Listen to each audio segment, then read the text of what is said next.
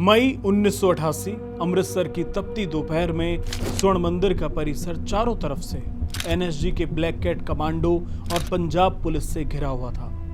मंदिर परिसर के भीतर छिपे थे दर्जनों हथियारबंद उग्रवादी, जिनके पास AK-47, चीनी रॉकेट लॉन्चर और भारी मात्रा में गोला बारूद था। 1984 के ऑपरेशन ब्लू स्टार के जख्म अभी भरे भी नहीं थे और भारत सरकार के सामने एक बार फिर वही भयानक संकट खड़ा हो गया था। लेकिन इस बार कहानी अलग थी। सुरक्षा बलों के पास मंदिर के कोने कोने का एक ऐसा नक्शा था जो बाहर बैठा कोई जनरल नहीं बना सकता था। उन्हें पता था कि किस कमरे में कितने आतंकी हैं, किसके पास कौन सा हथियार है और उनके पास पानी का कितना स्टॉक बचा है। और ये सब जानकारी दी थी एक ऐसे आदमी ने जो पिछले कई दिनों से आतंकियों के बीच ISI का एजेंट बनकर घूम रहा था। एक ऐसा आदमी जो फटे पुराने कपड़ों में रिक्शा चलाते हुए मंदिर परिसर में घुसा, आतंकियों का भरोसा जीता, उन्हें अपने ही जाल में उलझाया और बिना एक भी नागरिक की जान गंवाए इस ऑपरेशन को अंजाम तक पहुंचाया। उस जासूस का नाम था अजीत डोभाल। नमस्कार, मैं हूं हर्ष और किस्से कहानियों के इस एपिसोड में हम आपको सुनाएंगे ऑपरेशन ब्लैक थंडर की वो अनसुनी कहानी जिसे भारतीय खुफिया इतिहास का सबसे शानदार अंडरकवर ऑपरेशन माना जाता है। जून 1984 में भारत सरकार ने स्वर्ण मंदिर में जरनैल सिंह भिंडरावाले और उग्रवादियों को निकालने के लिए ऑपरेशन ब्लू स्टार चलाया। ये एक सैन्य ऑपरेशन था। इसमें भारी टैंक और तोपों का इस्तेमाल हुआ। इस ऑपरेशन में उग्रवादी तो मारे गए, लेकिन अकाल तख्त को भारी नुकसान पहुंचा और सिख समुदाय की भावनाएं बुरी तरह आहत हुईं।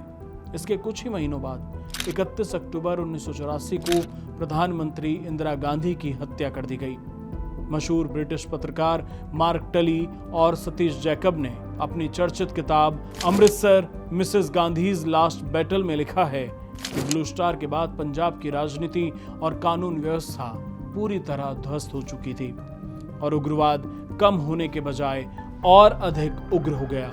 1984 के बाद 1986 तक आते आते उग्रवादियों ने एक बार फिर स्वर्ण मंदिर परिसर पर धीरे धीरे अपना कब्जा जमाना शुरू कर दिया। इस बार उनकी कमान पंथक कमेटी और सुरजीत सिंह पंटा जैसे खतरनाक चरमपंथियों के हाथों में थी। उन्होंने मंदिर के अंदर से ही अपनी समानांतर सरकार चलानी शुरू कर दी। हत्याएं, वसूली और राष्ट्र विरोधी बयानबाजी का दौर फिर शुरू हो गया। तत्कालीन प्रधानमंत्री राजीव गांधी और दिल्ली में बैठा खुफिया तंत्र ये समझ चुका था कि 1984 जैसी गलती दोबारा नहीं दोहराई जा सकती। इस बार मंदिर की मर्यादा को ठेस पहुंचाए बिना और बिना कोई खून खराबा किए मंदिर को आजाद कराना था। इस मिशन की जिम्मेदारी सौंपी गई पंजाब के नए पुलिस DGP KPS गिल और IB के संयुक्त निदेशक अजीत डोभाल को। तारीख थी 9 मई 1988। स्वर्ण मंदिर के बाहर CRPF और पंजाब पुलिस की गश्त चल रही थी। पंजाब पुलिस के एक जाबाज अधिकारी और DIG SS विर्क मंदिर के बाहर सुरक्षा व्यवस्था का जायजा ले रहे थे। अचानक मंदिर परिसर के भीतर बनी एक इमारत की खिड़की से गोलियों की तड़तड़ाहट गूंजी। DIG SS विर्क के जबड़े में गोली लगी और वो खून से लथपथ होकर गिर पड़े। इस हमले ने सरकार के सब्र का बांध तोड़ दिया। पूर्व DGP KPS गिल अपनी किताब पंजाब द नाइट्स ऑफ फाल्सहुड में लिखते हैं कि 9 मई को DIG विर्क पर हुआ हमला उग्रवादियों की सबसे बड़ी भूल साबित हुआ। इसने हमें तुरंत और निर्णायक कार्रवाई करने का एक ठोस कारण दे दिया। लेकिन हमारी सबसे बड़ी चिंता यह थी कि मंदिर के अंदर स्थिति क्या है, इसका सटीक अंदाजा किसी को नहीं था। सरकार ने तुरंत NSG के कमांडोज को अमृतसर भेजा। ऑपरेशन का नाम रखा गया ऑपरेशन ब्लैक थंडर 2। लेकिन कमांडो सीधे मंदिर के अंदर नहीं घुस सकते थे।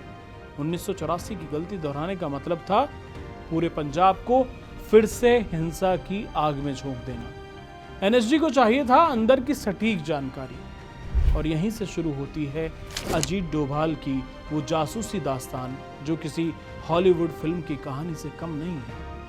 अजीत डोभाल जो उस समय 1968 बैच के IPS अधिकारी थे और IB में अपनी सेवाएं दे रहे थे, वे साधारण पुलिस अधिकारी नहीं थे।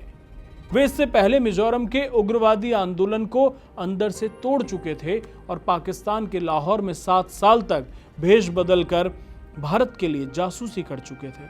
मई 1988 में जब स्वर्ण मंदिर के बाहर सैकड़ों सैनिक तैनात थे, अजीत डोभाल ने एक बेहद खतरनाक फैसला लिया।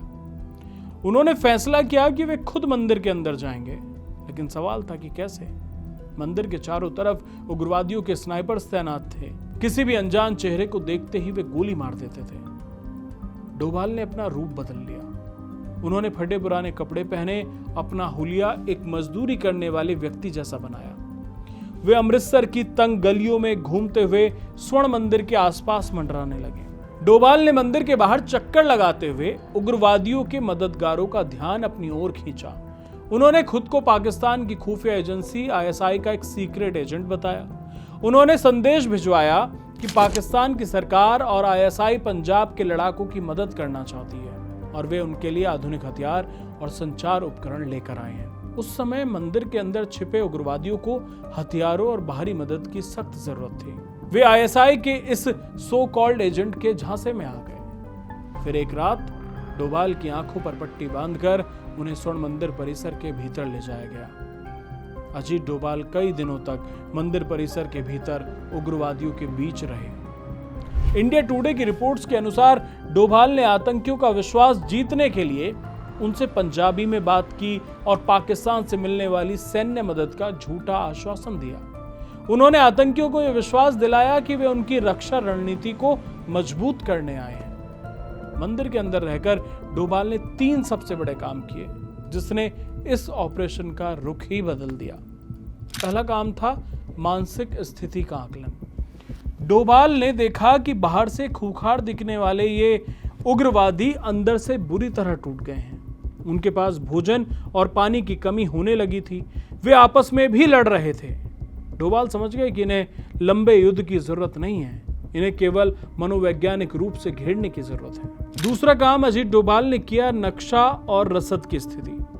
उन्होंने ये नोट किया कि उग्रवादियों के पास कितना राशन है, पानी के स्रोत कहाँ हैं और मुख्य कमांडर सुरजीत सिंह पंटा किस कमरे में बैठा है। इसके अलावा एक और काम किया उन्होंने, तीसरा और सबसे खतरनाक काम, हथियारों की पोजीशन बदलवाना। डोभाल ने आतंकियों का विश्वास जीतकर कहा कि तुमने अपने स्नाइपर्स और रॉकेट लॉन्चर गलत दिशा में लगा रखे हैं। अगर भारतीय सेना ने हमला किया तो तुम मारे जाओगे, अपनी पोजीशन बदलो।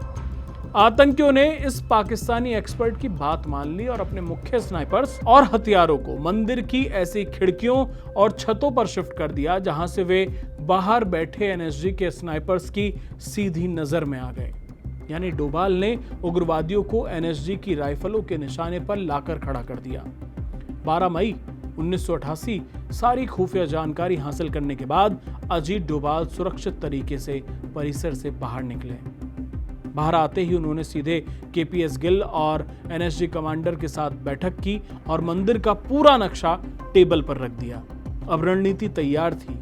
इस ऑपरेशन का नेतृत्व कर रहे थे केपीएस गिल। सुरक्षा मामलों के लेखक संदीप उन्नीथन अपनी प्रसिद्ध किताब ब्लैक टॉर्नाडो में बताते हैं कि ऑपरेशन ब्लैक थंडर की सबसे बड़ी खासियत यह थी कि इसे पूरी तरह से मीडिया के सामने लाइव खेला गया।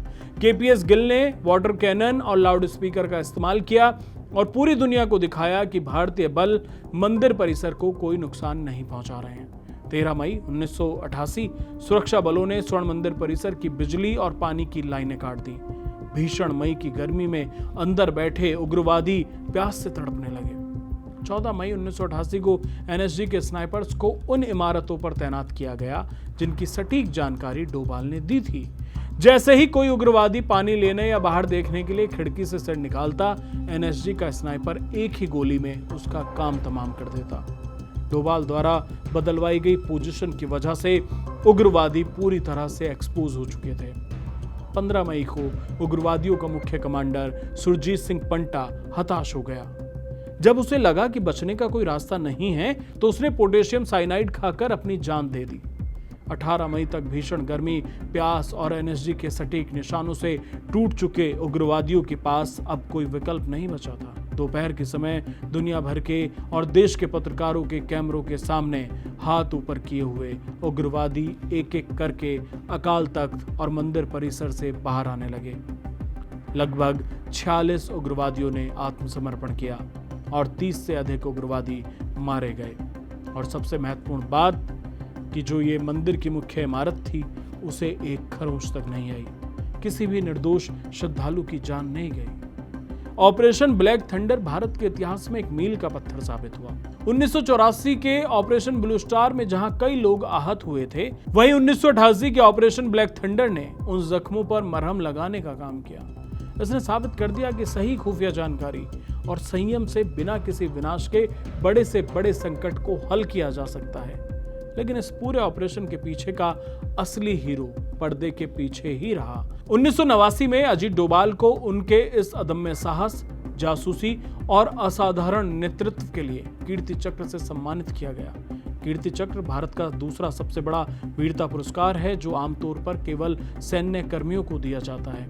अजीत डोभाल भारत के इतिहास में पहले ऐसे पुलिस अधिकारी यानी कि आईपीएस बने हैं जिन्हें यह सैन्य सम्मान दिया गया। ये कहानी कोई फिल्मी किस्सा नहीं है, बल्कि भारतीय राजनीति और रक्षा इतिहास के आधिकारिक पन्नों में दर्ज एक ऐतिहासिक सत्य है। अजीत डोभाल का ये ऑपरेशन हमें सिखाता है कि युद्ध केवल गोलियों से नहीं बल्कि दिमाग, धैर्य और रणनीति से जीते जाते हैं। वहीं अजीत डोभाल आगे चलकर आईबी चीफ बने और आज भारत के राष्ट्रीय सुरक्षा सलाहकार के रूप में देश की सीमाओं की सुरक्षा की कमान संभाले हुए हैं। किस्से कहानियों के इस एपिसोड में बस इतना ही। अगले हफ्ते फिर होगी मुलाकात नए किस्से, नई कहानी के साथ। और आप इस खास सीरीज में कौन सी कहानी सुनना चाहते हैं हमें कमेंट्स में बताइए। चैनल को सब्सक्राइब करना ना भूलें। धन्यवाद।